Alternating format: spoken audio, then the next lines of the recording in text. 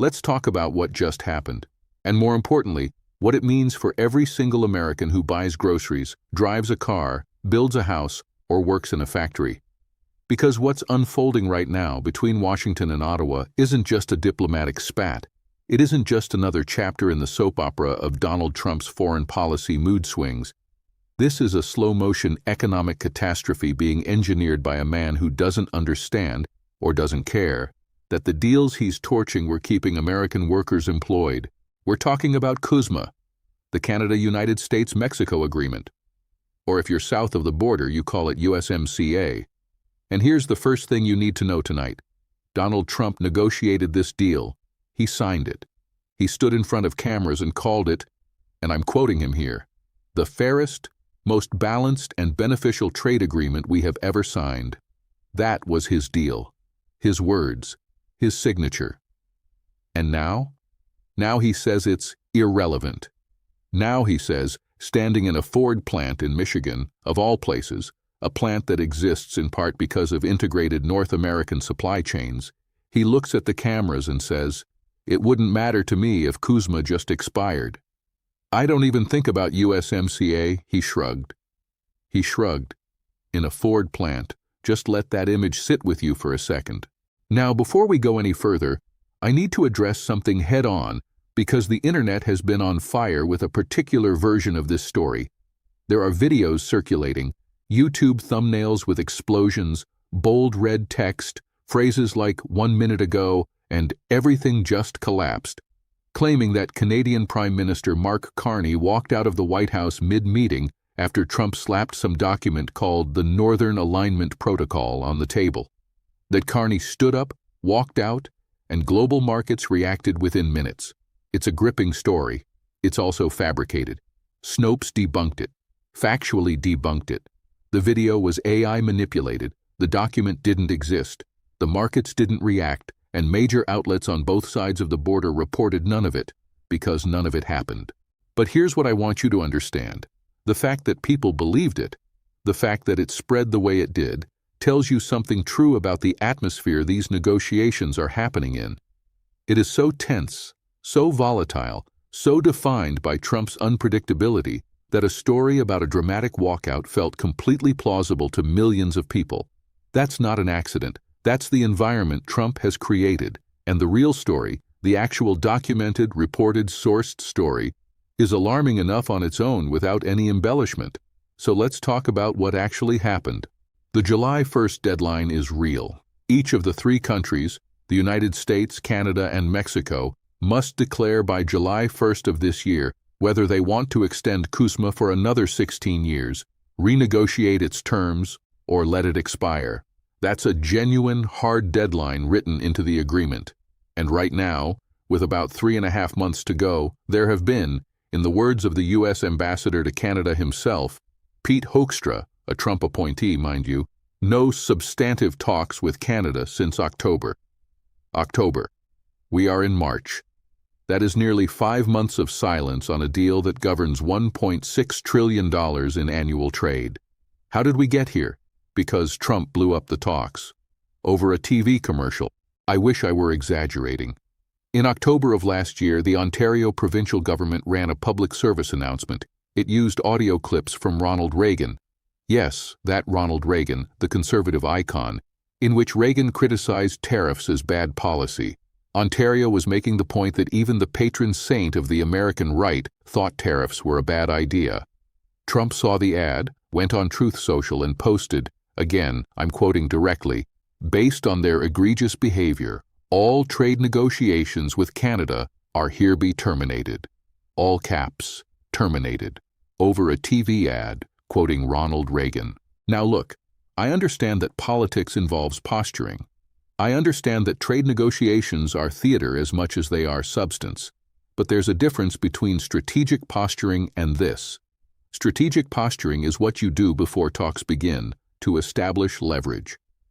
What Trump did was blow up talks that were actively underway, talks that his own administration had initiated after his Oval Office meeting with Carney, because a Canadian province ran a quote from a dead Republican president. That's not strategy. That's a tantrum. And the cost of that tantrum has been 5 months of no substantive engagement on a deal that America's farmers, manufacturers, automakers, and steelworkers depend on. And it gets worse, because it's not just that talks stalled. It's what Trump has been saying while they've been stalled. In January, he visited a Ford plant in Michigan and told workers that CUSMA is irrelevant. He said the United States doesn't need Canadian products. I don't need their cars, he said. This is a man standing in an American auto plant where the vehicles being assembled contain parts that cross the US-Canada border multiple times during manufacturing. A single car crossing the border 8 times before it's finished is not unusual in the North American auto industry. The supply chain is so integrated that you can't cleanly separate American from Canadian in the manufacturing of most vehicles. But Trump stood there and said we don't need any of it. Meanwhile, his trade representative, Jamieson Greer, was telling Politico in December that Trump would be willing to pull the United States out of CUSMA entirely if he doesn't get the deal he wants. Greer also floated breaking the trilateral agreement into 2 separate bilateral deals, one with Canada, one with Mexico, dismantling the North American trading bloc that multiple administrations, Republican and Democrat, spent decades building as a bulwark against economic competition from China and the European Union. Let's be very clear about what that would mean. If the United States walks away from CUSMA, Canadian and Mexican exports that are currently exempt from Trump's blanket tariffs would immediately become subject to them. Canada would be looking at potentially the same tariff regime as countries we consider adversaries. And Canada is not an adversary. Canada is our largest export market. Canada is where more American goods go than anywhere else on Earth. Canada buys more from us than China, more than Japan, more than any country in Europe.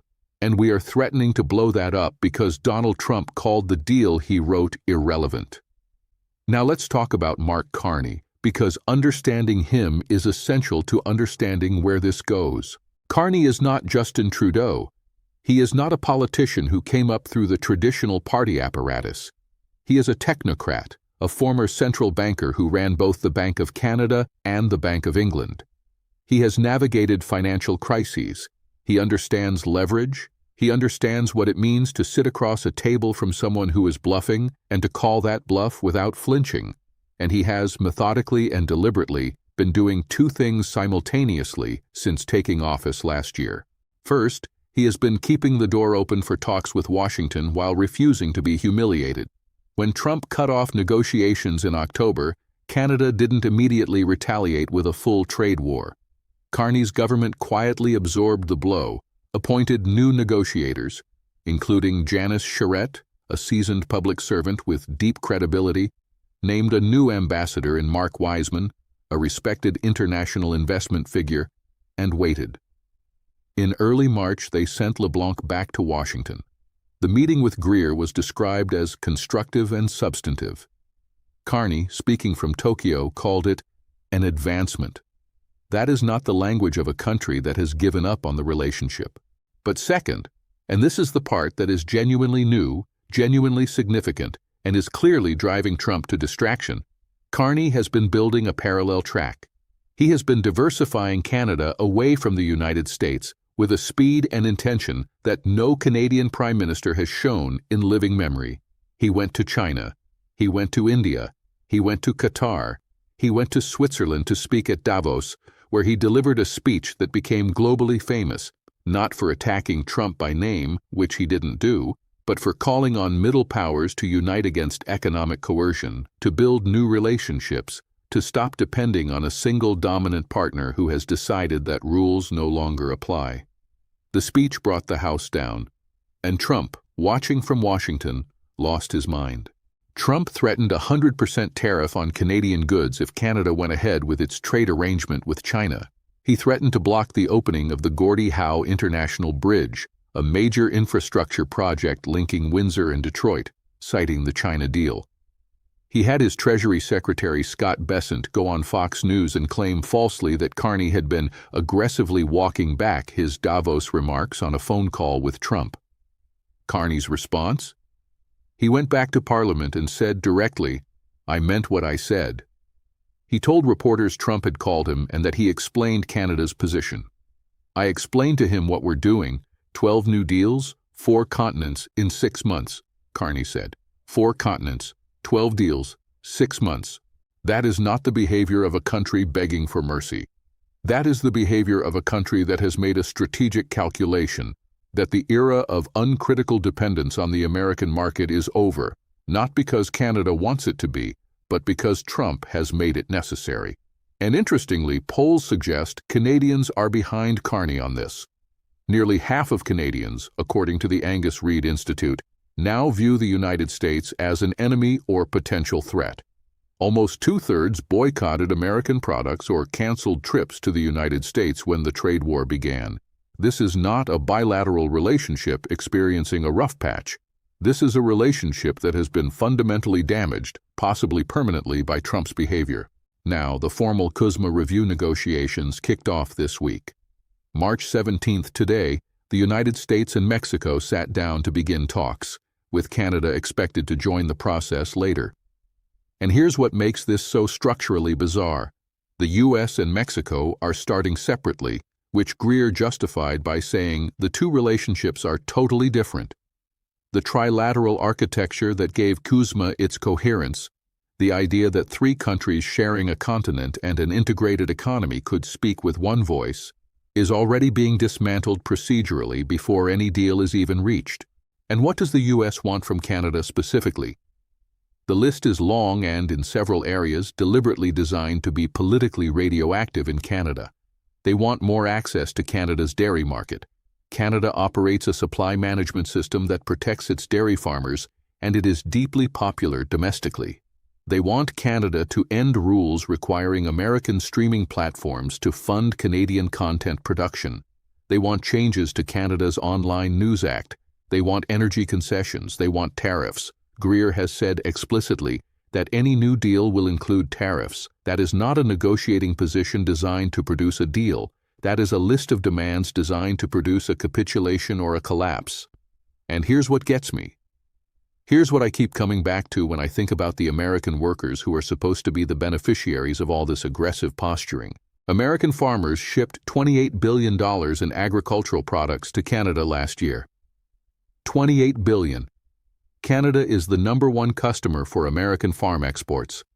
If this deal collapses, those farmers, the same farmers in the Midwest who voted for Trump, who believed his promises about putting American interests first, are going to lose their best customer. Not a customer in a faraway country with a complicated relationship. Their neighbor, their biggest buyer, the country that buys more American food than anyone else on the planet. And the auto sector. We already talked about the supply chain integration, but the numbers are staggering. More than $4 billion in goods cross the U.S.-Canadian border every single day. Every day. The auto industry, the steel industry, the aluminum industry. They are so deeply intertwined across the two countries that there is no clean separation. When Trump puts tariffs on Canadian steel and aluminum, American manufacturers pay more for inputs. When those manufacturers pay more for inputs, they either raise prices, which Americans pay, or they cut production and employment. That is not a hypothetical.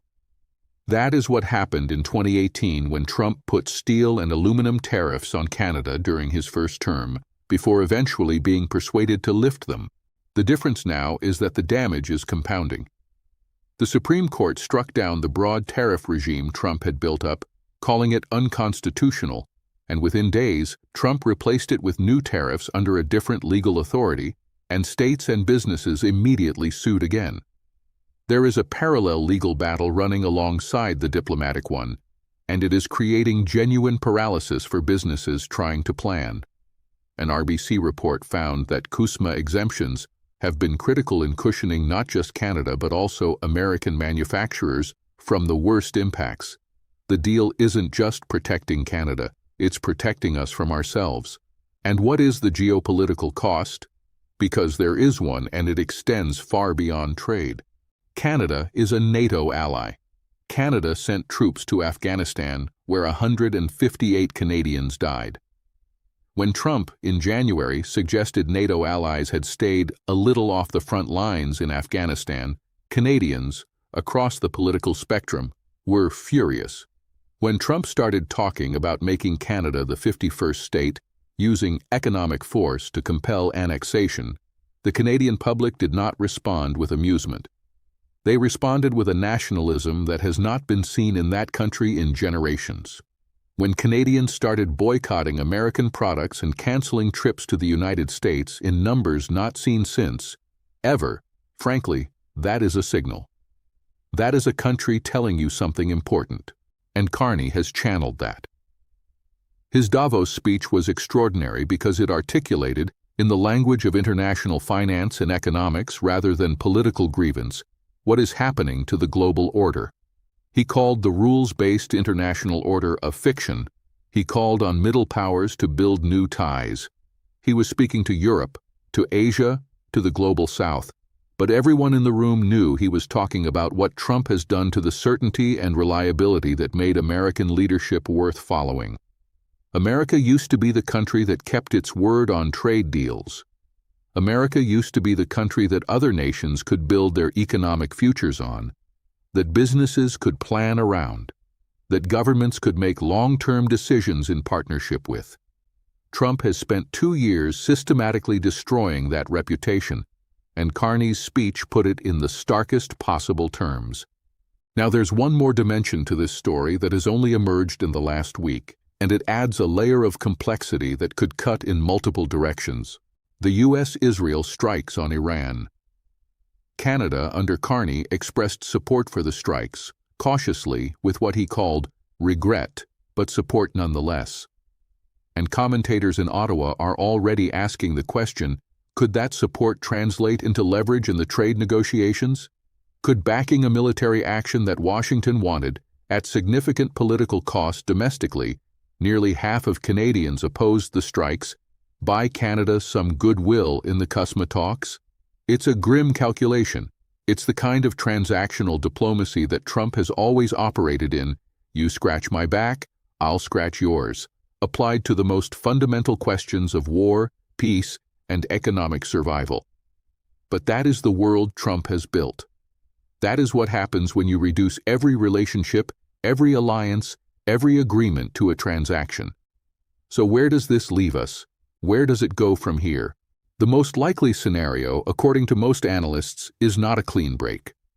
The three-way choice, renew, withdraw, or enter the long negotiation limbo, probably ends with some version of the third option. The deal doesn't formally expire, the countries don't formally withdraw, but the annual review process kicks in and negotiations grind on for potentially a decade, with uncertainty as the permanent condition. That uncertainty is itself enormously damaging. Businesses don't invest when they don't know what the rules will be. Supply chains don't optimize when they can't plan beyond the next quarter. Jobs don't get created when the regulatory environment might change at any moment based on what Trump sees on television. The best-case scenario is that the talks between LeBlanc and Greer and the new trilateral negotiation that kicked off this week produce enough of a framework by July to allow a conditional extension, a deal that both sides can claim as a win that addresses some of the U.S. demands without requiring Canada to fundamentally surrender its sovereignty over its own agricultural system, its own cultural policy, its own trade relationships with other countries. The worst-case scenario is that Trump, facing some domestic distraction, some new grievance, some cable news segment that irritates him, blows the talks up again, that he posts "terminated" one more time. And this time, with the July deadline real and approaching, the consequences are irreversible. And here's the thing about that worst case. It is not unthinkable. It is not even unlikely. Because we have watched this man operate for years now, and the pattern is clear. He creates a crisis, he escalates the crisis, he occasionally walks it back just enough to claim victory, and then he creates the next crisis. The Ontario TV ad was the excuse last time. The next excuse is already out there somewhere, waiting. Maybe it's another Carney speech. Maybe it's a Canadian trade deal with China.